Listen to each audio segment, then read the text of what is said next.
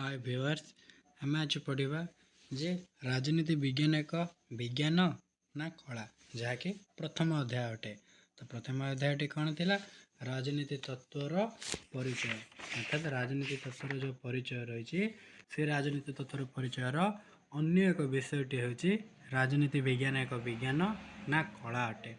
तो पे आज देखा यह 3 मार्किया क्वेश्चन आसता है एवं बेले बेले लंग क्वेश्चन आसता है। तो लंग क्वेश्चन किभଳି भाव लिख तो मु पूर्व भिडियो बताई तो से पूर्व भिडियो को रिलेटेड करके लंग क्वेश्चन लिखिपर। तो एवं राजनीति विज्ञान एक विज्ञान ना कला अर्थात जिते आम कौन पढ़ी से पूर्व पढ़ी जे राजनीति विज्ञान कौन तो राजनीति कौन आ राजनीति विज्ञान कौन। तो पूर्व आम यह भी पढ़ी जे राजनीति विज्ञान एक विज्ञान ना राजनीति एक कला अटे। यहाँ जुक्ति तर्क चलता। तो एबे तार स्पष्ट भाव समाधान हो जना पड़ुछि जे राजनीति कौन अर्थात राजनीति एक विज्ञान ना राजनीति एक कला। बर्तमान आम यही प्रसंगटी को आलोचना करने फल जापर बुझीपर। तो पे राजनीति विज्ञान एक विज्ञान ना कला। तो राजनीति विज्ञान नामकरण और यार प्रकृति को नहीं गुरुत्व विवाद देखा जाए माने राजनीति विज्ञान नामकरण एवं यार प्रकृति को नहीं गुरुतर विवाद देखा जाता है।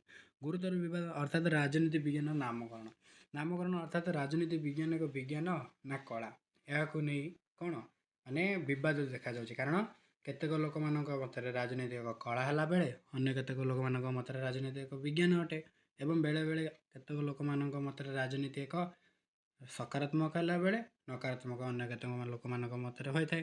तेणु यह कौन द्वंद्व बा विवाद देखा जाए नामकरण करने। तो राजनीति विज्ञान एक विज्ञान ना कला ये प्रश्न को भित्ति करी ये विद्वार विशारद और विशेषज्ञ माने दुई भाग विभक्त होती माने ये जो राजनीति एक विज्ञान ना राजनीति एक कला यही प्रश्न को आधार करिकी माने ये जो आमर रही विशेषज्ञ अर्थात राजनीतिज्ञ मान को दुई भाग विभक्त कराई।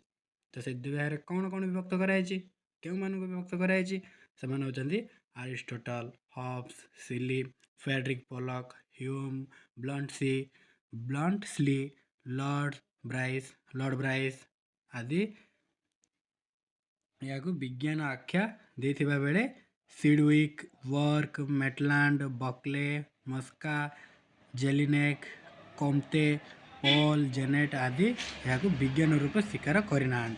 अर्थात जो मु कहले Aristotle Hobbes Seeley Frederick Pollock Hume Bluntschli Lord Bryce एमाने राजनीति विज्ञान को विज्ञान रूप ग्रहण करचंती एवं जो सीडविक Barq Maitland Buckle Mosca Jellinek Comte Paul Janet आदि यहाँ माने विज्ञान रूप स्वीकार करना अर्थात राजनीति विज्ञान एक कला बोली स्वीकार करचंती।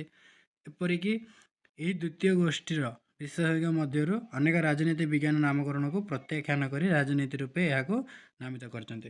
माने राजनीति जेहेतु राजनीति विज्ञान ना एक राजनीति कला अटे यहाँ को लेकिन द्वंद्व देखा जाता मात्र यहाँ जिते दुई भाग विभक्त कराला अर्थात तार समर्थक मान अच्छा असमर्थक मान अच्छा मात्र राजनीतिक विज्ञान एवं राजनीतिक कला उभयंकर कौन प्रकार समर्थक लोके ना बोली ये लिखा जाए अर्थात राजनीति ही बोली अभिहित करा माने कहा जाए माने राजनीति विज्ञान केवल राजनीति ही अटे बोली केते लोक मत पोषण करछंती। तो सही अर्थ रे मध्य व्यवहार करछंती। तो एबे कहली तो से माने यह को एक कला रूपे ग्रहण करिछंती। एफ.डब्ल्यू. मेटलैंड भाषा रे जेते बेले मु राजनीति विज्ञान शीर्षक एक उत्तम परीक्षा प्रश्न गुच्छ देखे सेते बेले मु प्रश्न पाए नुहे बरं शिरोनामा पाए दुख करे। बकले राजनीति विज्ञान को विज्ञान कहवा तो दूरर कथा बरं यह सर्वाधिक बकले राजनीति विज्ञान को विज्ञान कहवा तो दूरर कथा बरं यह सर्वाधिक अन्नत कला बोली अभिहित करने को पछाई ना। राजनीति विज्ञान एक विज्ञान कि नुहे जानापी प्रथम विज्ञान संज्ञा और प्रकृति जाना निहाती आवश्यक। यार अर्थ माने राजनीति विज्ञान एक विज्ञान कि तो विज्ञान अर्थ बुझा पड़ो। तो विज्ञान अर्थ कौन माने जेकोसी वस्तु बा जेकोसी जिनिसर सठिक ज्ञान जाना बा ज्ञान आहरण करने को विज्ञान बोली कह जाए। तो ରାଜନୀତି ବିଜ୍ଞାନ କଲେ କ'ଣ ବୁଝ? ରାଜନୈତିକ କାର୍ଯ୍ୟକଳାପକୁ ରାଜନୀତି ବିଜ୍ଞାନ ବୋଲି କୁହାଯାଏ। ତ ଏଇଟା ତୁମେ +2ରେ ବି ପଢ଼ିଥିଲ। ତ କୌଣସି ବିଷୟରେ ଏକ ପଦ୍ଧତିଗତ ବା ପ୍ରଣାଳୀବଦ୍ଧ ଅଧ୍ୟୟନ ବା ବିଦ୍ୟାକୁ ବିଜ୍ଞାନ କୁହାଯାଏ। ଏଠି ଲେଖା ହେଲା ବିଜ୍ଞାନ କ'ଣ? ମାନେ ମୁଁ ଯାହା କହିଲି ଏବେ, ଯେକୌଣସି ମାନେ ବିଷୟ ବା ଯେକୌଣସି ବସ୍ତୁର ଗୋଟେ ପଦ୍ଧତିଗତ ବା ପ୍ରଣାଳୀବଦ୍ଧ ଅଧ୍ୟୟନକୁ ବିଜ୍ଞାନ ବୋଲି କୁହାଯାଏ। ମାନେ ଯେକୌଣସି ଗୋଟେ ବସ୍ତୁର ସେ ବସ୍ତୁଟି କ'ଣ, ତ ତା'ର ଜ୍ଞାନ ଆହରଣ କରିବାକୁ, ସେ ବସ୍ତୁ ସମ୍ପର୍କରେ ଜ୍ଞାନ ଆହରଣ କରିବାକୁ ଆମେ ବିଜ୍ଞାନ ବୋଲି କହିଥାଉ। ତ ଏହା ଲେଖା ହେଇଛି ଯେ କୌଣସି ବିଷୟରେ ଏକ ପଦ୍ଧତିଗତ ବା ପ୍ରଣାଳୀବଦ୍ଧ ଅଧ୍ୟୟନ ବିଦ୍ୟାକୁ ବିଜ୍ଞାନ ବୋଲି କୁହାଯାଏ। ଅର୍ଥାତ୍ ବିଜ୍ଞାନ ହେଉଛି ସେହି ଶୃଙ୍ଖଳିତ ଜ୍ଞାନ, ବିଦ୍ୟା ବା ଅଧ୍ୟୟନ ଯାହା ଅବଲୋକନ, ପରୀକ୍ଷଣ, ଯାଞ୍ଚ ଓ ପ୍ରଣାଳୀବଦ୍ଧ ହୋଇ ସାଧାରଣ ସିଦ୍ଧାନ୍ତ ବା ନୀତିରେ ପରିଣତ ହୋଇଥାଏ। ବୈଜ୍ଞାନିକ ପଦ୍ଧତିରେ ଅବଲୋକନ, ତଥ୍ୟ ସଂଗ୍ରହ ଓ ଶ୍ରେଣୀ ବିଭାଜନ, ପ୍ରାକ୍ କଳ୍ପନା, ନିର୍ମାଣ ଓ ସତ୍ୟ ପ୍ରମାଣ କରିବା ସ୍ତରଗୁଡ଼ିକ ଅନୁସରଣ କରାଯାଏ। ଏକରୂପତା, ବିଶ୍ୱବ୍ୟାପକତା, ବସ୍ତୁନିଷ୍ଠତା, ପ୍ରାକ୍ ଉକ୍ତି, ଯଥାର୍ଥତା ଆଦି ଏହାର ବିଶେଷତା। ଏସବୁ ରାଜନୀତି ବିଜ୍ଞାନରେ ହୁଏ କି ନାହିଁ ଦେଖିବା ଜରୁରୀ। ତ ରାଜନୀତି ବିଜ୍ଞାନର ସଂଜ୍ଞା, ଏହା ବିଭିନ୍ନ ଶବ୍ଦ, ପଦ ଓ ଅଭିବ୍ୟକ୍ତି ବିଷୟରେ ରାଜନୀତି ବିଜ୍ଞାନର ପଣ୍ଡିତ ଓ ବିଶାରଦମାନଙ୍କ ମଧ୍ୟରେ ସହମତି ପ୍ରକାଶ ପାଏ ନାହିଁ। ଅର୍ଥାତ୍ ଏଗୁଡ଼ିକ ସାଧାରଣ ଓ ଏକକ ରୂପେ ପ୍ରକାଶ ପାଉନଥିବାରୁ ବିଜ୍ଞାନର ମୌଳିକ ଧର୍ମ ପୂରଣ ହୁଏ ନାହିଁ। ପଦାର୍ଥ ବିଜ୍ଞାନ, ରସାୟନ ବିଜ୍ଞାନ, ଜୀବ ବିଜ୍ଞାନ ଆଦି ଶୁଦ୍ଧ ପ୍ରାକୃତିକ ବା ଭୌତିକ ବିଜ୍ଞାନ ଗୁଡ଼ିକ ପ୍ରକୃତି ଦ୍ୱାରା ସୃଷ୍ଟି ହୋଇଥିବା ବସ୍ତୁ, ପଦାର୍ଥ ଓ ପଦ୍ଧତିମାନଙ୍କ ବିଷୟରେ ଅଧ୍ୟୟନ କରନ୍ତି। ଏଗୁଡ଼ିକର ଅଧ୍ୟୟନ ଏକରୂପତା ପ୍ରକାଶ ପାଉଥିଲେ ମଧ୍ୟ ସାମାଜିକ ପ୍ରାଣୀ ମଣିଷକୁ ନେଇ ଗଢ଼ା ହୋଇଥିବା ରାଜନୀତି ବିଜ୍ଞାନ ଭଳି ସାମାଜିକ ବିଜ୍ଞାନର ଏଭଳି ଏକ ଏକରୂପତା ଓ ପୂର୍ବାନୁମାନ ଆଶା କରାଯାଇପାରିବ ନାହିଁ। କାରଣ ପ୍ରାକୃତିକ ବସ୍ତୁ ବା ପଦାର୍ଥ ପରି ମଣିଷର ବ୍ୟବହାର ସ୍ଥିର, ଅଚଞ୍ଚଳ କିମ୍ବା ଅନୁମାନ ସାପେକ୍ଷ ନୁହେଁ। ଏଣୁ ଏହା ବିଜ୍ଞାନ ପଦବାଚ୍ୟ ନୁହେଁ। ରାଜନୀତି ବିଜ୍ଞାନର ପ୍ରାକ୍ ଉକ୍ତି ତଥ୍ୟ ବା ବସ୍ତୁର ସତ୍ୟତା ନିରୂପଣ କରିବା ସହଜ ନୁହେଁ। ଏଗୁଡ଼ିକର ବୈଜ୍ଞାନିକ ପରୀକ୍ଷଣ କରି ବସ୍ତୁନିଷ୍ଠ ଏବଂ ନିରପେକ୍ଷ ନିର୍ଣ୍ଣୟ ବା ସିଦ୍ଧାନ୍ତ ବାହାର କରିବା କଷ୍ଟସାଧ୍ୟ। କାରଣ ଗବେଷଣାକାରୀ ମଧ୍ୟ ମଣିଷର ହୋଇଥିବାରୁ ତାଙ୍କର ପୂର୍ବ ଧାରଣା ଓ ବ୍ୟକ୍ତିଗତ ମୂଲ୍ୟବୋଧ ଗବେଷଣା ବା ପରୀକ୍ଷଣର ଫଳାଫଳକୁ ପ୍ରଭାବିତ କରିବ, ଯାହାକି ବିଜ୍ଞାନର ପ୍ରକୃତି ଅନୁକୂଳ ନୁହେଁ। ରାଜନୀତି ବିଜ୍ଞାନ ବୈଜ୍ଞାନିକ ଅବଲୋକନର ସମସ୍ତ କୌଶଳ ଅବଲମ୍ବନ କରିପାରେ ନାହିଁ। ବିଜ୍ଞାନ କାରଣ ଓ ପରିମାଣ ମଧ୍ୟରେ ସମ୍ପର୍କକୁ କଡ଼ାକଡ଼ି ଭାବେ ପାଳନ କରୁଥିବା ବେଳେ ରାଜନୀତି ବିଜ୍ଞାନ ତାହା ମଧ୍ୟ କରେ ନାହିଁ। ଏଥିରେ ମଧ୍ୟ ବିଶ୍ୱବ୍ୟାପକତା, ନିରଙ୍କୁଶତା ଏବଂ ଯଥାର୍ଥତାର ଅଭାବ ପରିଲକ୍ଷିତ ହୁଏ। କିନ୍ତୁ ଏଗୁଡ଼ିକ ବିଜ୍ଞାନ ପାଇଁ ଖୁବ୍ ଜରୁରୀ। ତେଣୁ ରାଜନୀତି ବିଜ୍ଞାନକୁ ଶୁଦ୍ଧ ବିଜ୍ଞାନ କୁହାଯାଇପାରିବ ନାହିଁ। ତ ଏଠାରେ ରାଜନୀତି ବିଜ୍ଞାନ ଶୁଦ୍ଧ ଭାବେ କୁହାଯାଇପାରିବ ନାହିଁ। ମାତ୍ର ପାଖାପାଖି ରାଜନୀତି ବିଜ୍ଞାନକୁ ଏକ ବିଜ୍ଞାନ କୁହାଯାଇପାରିବ, ମାତ୍ର ଏଇଭଳି ଭାବେ କୁହାଯାଇପାରିବ ନାହିଁ ଯେ ରାଜନୀତି ବିଜ୍ଞାନ କେବଳ ବିଜ୍ଞାନ ହିଁ ଅଟେ ବୋଲି ଏହା ପରମାନେଣ୍ଟଲି କୁହାଯାଇପାରିବ ନାହିଁ। ଏହା ଖାଲି ଆପେକ୍ଷିକ ଅର୍ଥରେ କୁହାଯାଇପାରିବ। ତାପରେ ରାଜନୀତି ବିଜ୍ଞାନ ଏକ ଶୁଦ୍ଧ ବିଜ୍ଞାନର ସମସ୍ତ ସର୍ତ୍ତ କଡ଼ାକଡ଼ି ଭାବରେ ପୂରଣ କରିପାରୁନଥିଲେ ମଧ୍ୟ ଏହାଠାରେ ବିଜ୍ଞାନର ଲକ୍ଷଣମାନ ପରିଲକ୍ଷିତ ହୁଏ। ମାନେ ଏ ଯେଉଁ ଆମର ରାଜନୀତି ବିଜ୍ଞାନ ରହିଛି, ଶୁଦ୍ଧ ବିଜ୍ଞାନ ନହେଲେ ମଧ୍ୟ ମାତ୍ର ତାର ଯେଉଁ ରହିଛି ବିଜ୍ଞାନର ଲକ୍ଷଣ ଗୁଡ଼ିକ, ସେ ବିଜ୍ଞାନର ଲକ୍ଷଣ ଗୁଡ଼ିକ ପରିଲକ୍ଷିତ ହେଉଛି, ଯାହାଫଳରେ ରାଜନୀତି ବିଜ୍ଞାନକୁ ବିଜ୍ଞାନ ବି କୁହାଯାଇପାରେ। ରାଜନୀତି ବିଜ୍ଞାନୀମାନେ ଏହି ବିଦ୍ୟାର ପଦ୍ଧତିଗତ ଅଧ୍ୟୟନ ମାଧ୍ୟମରେ ରାଷ୍ଟ୍ର, ସରକାର, ସମ୍ବିଧାନ ଆଦି ବିଷୟରେ ଅଧିକ ସାଧାରଣ ନୀତି ନିର୍ଦ୍ଧାରଣ କରିଛନ୍ତି। ଉନ୍ନତ ରାଜନୈତିକ ସମାଜରେ ରାଜନୈତିକ ପରିମାଣର ପୂର୍ବାନୁମାନ ସମ୍ଭବ ହୋଇପାରୁଛି।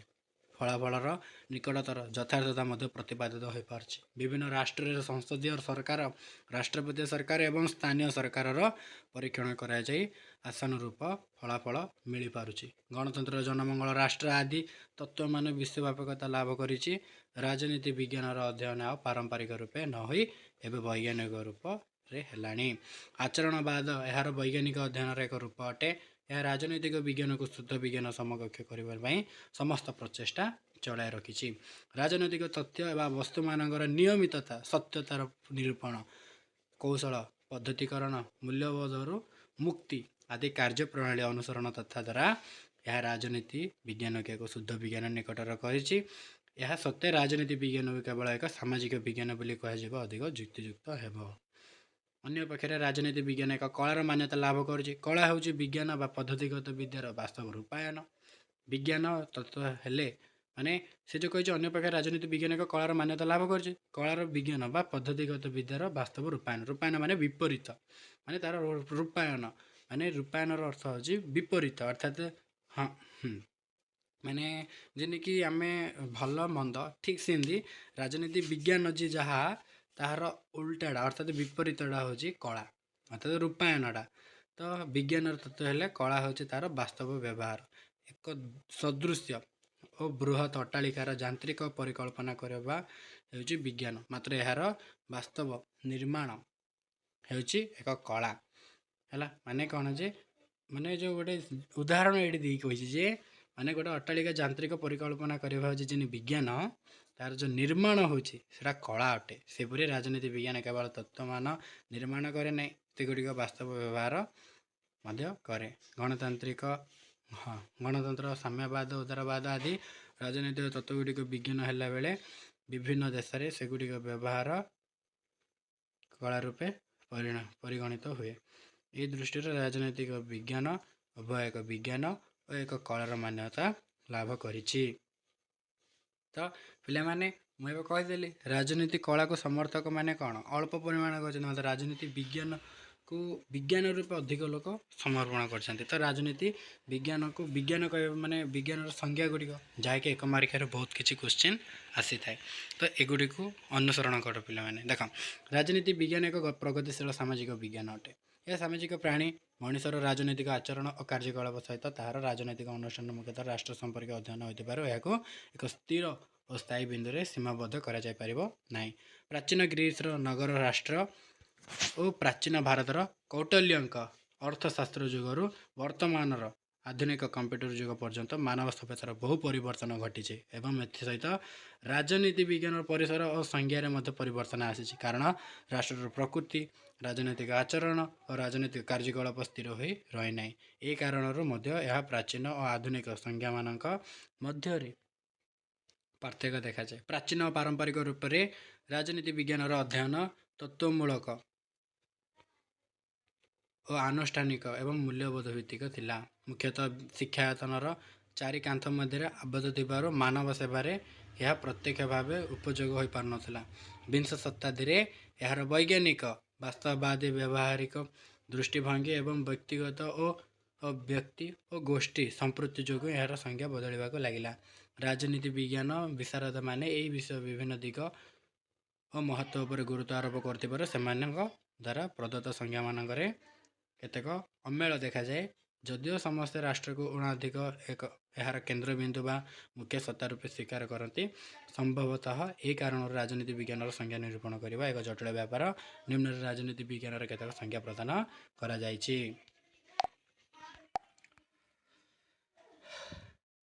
ତ ପ୍ରଫେସର R.N. ଗିଲଖ୍ରୀଷ୍ଟଙ୍କ ମତରେ ରାଜନୀତି ବିଜ୍ଞାନ ହେଉଛି ରାଷ୍ଟ୍ର ଓ ସରକାର ଏକ ଅଧ୍ୟୟନ। ରାଷ୍ଟ୍ର ଓ ସରକାର ମଧ୍ୟରେ ଅଧ୍ୟୟନ ବୋଲି କିଏ କହିଥିଲେ? ରାଷ୍ଟ୍ର ଓ ସରକାର ମଧ୍ୟରେ ଅଧ୍ୟୟନ ଗିଲଖ୍ରୀଷ୍ଟ କହିଥିଲେ। ମାନେ ଠିକ୍ ସେମିତି ଆମର ପ୍ରଫେସର W. ଗାର୍ନରଙ୍କ ଭାଷାରେ, ମାନେ ପ୍ରଫେସର J.W. ଗାର୍ନରଙ୍କ ଭାଷାରେ ରାଜନୀତି ବିଜ୍ଞାନ ରାଷ୍ଟ୍ରରେ ଆରମ୍ଭ ହୁଏ ଏବଂ ରାଷ୍ଟ୍ରରେ ହିଁ ଶେଷ ହୁଏ। ମାନେ ରାଜନୀତି ବିଜ୍ଞାନ ରାଷ୍ଟ୍ରରେ ଆରମ୍ଭ ହୋଇଛି ଆଉ ରାଷ୍ଟ୍ରରେ ହିଁ ଶେଷ ହୋଇଛି। ଏଇଟା କିଏ କହିଥିଲେ? ଗାର୍ନର କହିଥିଲେ। ତାପରେ ଠିକ୍ ସେମିତି ଆମର ପଲ୍ ଜେନେଟ୍ କ'ଣ କହିଥିଲେ? ପଲ୍ ଜେନେଟ୍ କହିଥିଲେ ଯେ ରାଜନୀତି ବିଜ୍ଞାନ ସାମାଜିକ ବିଜ୍ଞାନର ସେହି ଅଂଶ ଯାହା ରାଷ୍ଟ୍ରର ମୂଳ ଭିତ୍ତି ଓ ସରକାରର ନୀତିମାନଙ୍କ ବିଷୟରେ ଆଲୋଚନା କରେ। ତାପରେ ପ୍ରଫେସର R.B. ଗେଟେଲ କ'ଣ କହିଥିଲେ? ଯେ ରାଜନୀତି ବିଜ୍ଞାନ ହେଉଛି ରାଷ୍ଟ୍ରର ଅତୀତ, ବର୍ତ୍ତମାନ ଓ ଭବିଷ୍ୟତ। ଠିକ୍ ସେଇଭଳିଆ ରାଜନୈତିକ ସଂଗଠନ ଓ ରାଜନୈତିକ ତତ୍ତ୍ୱମାନଙ୍କର ଅଧ୍ୟୟନ। ତ ଏଇଟା ମୋଷ୍ଟ ଇମ୍ପୋର୍ଟାଣ୍ଟ ପିଲାମାନେ ଗେଟେଲଙ୍କର, ମାନେ ଯେଉଁଟାକି ମୁଁ ଠିକ୍ ମାରିଛି, ଯେଉଁଟାକି ଏଇଟା ଗେଟେଲ ହେଲା। ଗେଟେଲ କ'ଣ କହିଥିଲେ? ଏଇଟା ମୋଷ୍ଟ ଇମ୍ପୋର୍ଟାଣ୍ଟ କ୍ୱେଶ୍ଚିନ୍। ଏଇଟା 1 ମାର୍କରେ ପାକା ଆସିବ ଯେ ରାଷ୍ଟ୍ରର ଅତୀତ ବର୍ତ୍ତମାନ ଓ ଭବିଷ୍ୟତ ରାଜନୈତିକ ସଂଗଠନ ଏବଂ ରାଜନୈତିକ ତତ୍ତ୍ୱମାନଙ୍କର ଏକ ଅଧ୍ୟୟନ ବୋଲି ହେଲା। ତାପରେ ପ୍ରଫେସର ବ୍ଲଣ୍ଟସ୍ଲି କ'ଣ କହିଥିଲେ ଯେ ରାଜନୀତି ବିଜ୍ଞାନ ହେଉଛି ସେହି ବିଜ୍ଞାନ ଯାହା ରାଷ୍ଟ୍ର ସହିତ ସମ୍ପୃକ୍ତ, ଯାହା ରାଷ୍ଟ୍ରର ମୌଳିକ ସ୍ୱରୂପ, ତା'ର ସାରଭୂତ ପ୍ରକୃତି, ତା'ର ବହୁବିଧ ରୂପରେ ପରିପ୍ରକାଶ ଏବଂ ପ୍ରକାଶର ଅବବୋଧ ନିମନ୍ତେ ପ୍ରୟାସ କରେ। ତା ଠିକ୍ ସେମିତି ଆମର ପ୍ରଫେସର H.J. ଲାସ୍କି ବିଶ୍ଳେଷଣ ଅନୁସାରେ ରାଜନୀତି ବିଜ୍ଞାନ ଅଧ୍ୟୟନ ତାକୁ ସଂଗଠିତ ରାଷ୍ଟ୍ରମାନ ସମ୍ପର୍କିତ ମଣିଷର ଜୀବନର ଉଦ୍ବେଗ ରଖେ। ତାପରେ ଜର୍ଜ କାଟଲିନ୍ କ'ଣ କହିଥିଲେ? କାଟଲିନ୍ କହିଥିଲେ ଯେ ରାଜନୀତି ବିଜ୍ଞାନର ଅର୍ଥ ହେଉଛି ରାଜନୈତିକ ଜୀବନ ଓ ସରକାର ବିଭିନ୍ନ ଅଙ୍ଗର କାର୍ଯ୍ୟକଳାପ ବିଷୟ ଅଧ୍ୟୟନ। ତାପରେ ପ୍ରଫେସର ସାର୍ଜନ ସିଲିଙ୍କ ଦୃଷ୍ଟିରେ ଯେପରି ରାଜନୈତିକ ଅର୍ଥନୀତି ଧନ ବିଷୟରେ, ଜୀବ ବିଜ୍ଞାନ ଜୀବନ ବିଷୟରେ, ବୀଜଗଣିତ ସଂଖ୍ୟା ବିଷୟରେ ଏବଂ ଜ୍ୟାମିତି ବ୍ୟବଧାନ ଓ ବିସ୍ତାର ବିଷୟରେ ଆଲୋଚନା କରେ, ସେହିଭଳି ରାଜନୀତି ବିଜ୍ଞାନ ସରକାରଙ୍କର ଆଶଙ୍କିତ ଏବଂ ଅବଲୋକିତ ଘଟଣାମାନଙ୍କ ବିଷୟରେ ଅନୁସନ୍ଧାନ କରେ। ଲାସୱେଲ୍ ଏବଂ କାପ୍ଲାନଙ୍କ ଭାଷାରେ ରାଜନୀତି ବିଜ୍ଞାନ ହେଉଛି କ୍ଷମତାର ସଂରଚନା ଓ ସମ୍ଭାଗ ସମ୍ପର୍କୀୟ ଅଧ୍ୟୟନ। ପିଲେ ଲାସୱେଲ୍ ଓ କାପ୍ଲାନଙ୍କ ଏ ଦୁଇଟା ଯେଉଁ ଏମାନେ ମତ ଦେଇଛନ୍ତି କ'ଣ ମାନେ ରାଜନୀତି ବିଜ୍ଞାନ ହେଉଛି କ୍ଷମତାର ସଂରଚନା ଓ ସହଭାଗ ସମ୍ପର୍କୀୟ ଅଧ୍ୟୟନ। ଏଇଟା ମୋଷ୍ଟ ଇମ୍ପୋର୍ଟାଣ୍ଟ, ଏଇଟା ବି ମନେ ରଖିଦେବ ପିଲେ। ଏଇଟା ଲାସୱେଲ୍ ଆଉ କାପ୍ଲାନ ଏଇଟା ମୋଷ୍ଟ ଇମ୍ପୋର୍ଟାଣ୍ଟ କ୍ୱେଶ୍ଚିନ୍ ପିଲେ, ଆସିବ 1 ମାର୍କିଆରେ। ଯୁକ୍ତରାଷ୍ଟ୍ର ଆମେରିକାରେ ତାପରେ ପ୍ରଫେସର ଡେଭିଡ୍ ଇଷ୍ଟନ୍ ଏଇଟା ବି ମୋଷ୍ଟ ଇମ୍ପୋର୍ଟାଣ୍ଟ ପିଲେ। ଡେଭିଡ୍ ଇଷ୍ଟନ୍ ବି ଏଇଟା ଆସିଥାଏ ମୋଷ୍ଟ ଇମ୍ପୋର୍ଟାଣ୍ଟ, ବହୁତ ଥର ଆସିଛି ଏ କ୍ୱେଶ୍ଚିନ୍। ଡେଭିଡ୍ ଇଷ୍ଟନ୍ଙ୍କ ମତରେ କ'ଣ ରାଜନୀତି ବିଜ୍ଞାନ ଗୋଟିଏ ସମାଜ ପାଇଁ ମୂଲ୍ୟମାନଙ୍କର ପ୍ରାଧିକାରିକ ବଣ୍ଟନ ସହିତ ସମ୍ପୃକ୍ତ ଅଟେ। ହେଲା ତ ପିଲାମାନେ ଆଜିର ଥିଲା ଏତିକି, ଅର୍ଥାତ୍ ରାଜନୀତି ବିଜ୍ଞାନ କ'ଣ? ରାଜନୀତି ବିଜ୍ଞାନ ଏକ କଳା ନା ରାଜନୀତି ବିଜ୍ଞାନ ଏକ ବିଜ୍ଞାନ ଅଟେ ଏବଂ ରାଜନୀତି ବିଜ୍ଞାନରେ ଆମେ ସଂଜ୍ଞା ଗୁଡ଼ିକ ଆଲୋଚନା କରିଲେ। ତ ଏଇ ପିଲାମାନେ ଏଇଟା ଗୋଟେ ଲଙ୍ଗ୍ କ୍ୱେଶ୍ଚିନ୍ଟା ଆସିଥାଏ। ତ ଲଙ୍ଗ୍ କ୍ୱେଶ୍ଚିନ୍ଟା ଆସିବା ଫଳରେ କ'ଣ ପିଲାମାନେ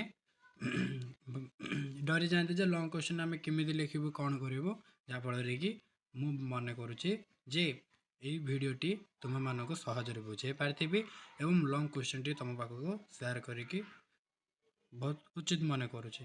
ସେଥିପାଇଁ ତୁମେ ବି ତୁମମାନଙ୍କର ସାଙ୍ଗମାନଙ୍କ ପାଖକୁ ସେୟାର କର ଏବଂ ନିଜେ ପଢ଼ ଏବଂ ଅନ୍ୟମାନଙ୍କୁ ମଧ୍ୟ ପଢ଼ିବାରେ ସାହାଯ୍ୟ କର। ତ ଯଦି ଭିଡ଼ିଓଟି ଭଲ ଲାଗିଥିବ ତାହେଲେ ଲାଇକ୍, ସେୟାର ଏଣ୍ଡ ସବସ୍କ୍ରାଇବ୍ କରିବ ଏବଂ ଏହି ଭିଡ଼ିଓଟିରୁ ଯଦି କିଛି ଶିକ୍ଷା ମିଳୁଛି ବା ଯେକୌଣସି ପ୍ରକାର ଶିକ୍ଷା ମିଳୁନାହିଁ, ଅର୍ଥାତ୍ ବୁଝୁନାହିଁ, ଅର୍ଥାତ୍ ଯଦି କୌଣସି ପ୍ରକାର ମନରେ ଦ୍ୱନ୍ଦ୍ୱ ରହୁଛି ତାହେଲେ ମୋତେ କମେଣ୍ଟ କରି